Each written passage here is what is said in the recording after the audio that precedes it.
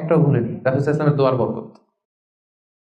রাসূল সাল্লাল্লাহু আলাইহি ওয়াসাল্লামের দোয়ার বরকতটা এরকম ছিল, উনি যদি কোনো লোনা পানির কুয়ার মধ্যে অজু করে কুলির পানি ফেলতেন, ওইটা মুহূর্তের মধ্যে মিঠা পানির কুয়া হয়ে যেত। গাছের মধ্যে ফল ধরে না, রাসূল সাল্লাল্লাহু আলাইহি ওয়াসাল্লাম টাচ করলে এর পরের বছর ফল হতে হতে একেবারে সয়লাব।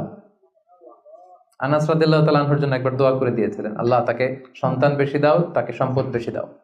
তো সন্তানের দোয়া এত কাজে লাগছে, ওনার সব মিলে ৮২ জন সন্তান ছিল, ৮০ জন ছেলে ২ জন মেয়ে।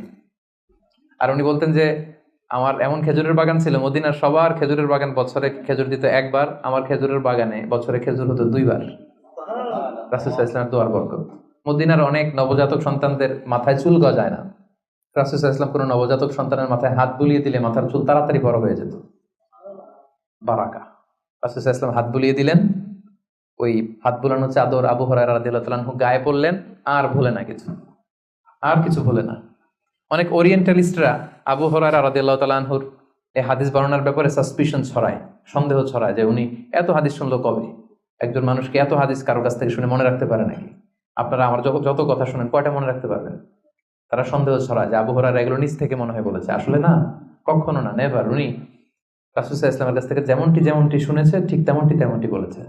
এবং এটা হচ্ছে রাসূল সাল্লাল্লাহু আলাইহি ওয়াসাল্লামের দোয়ার বরকত। ওই যে চাদরে হাত বুলিয়ে দিয়েছিলেন।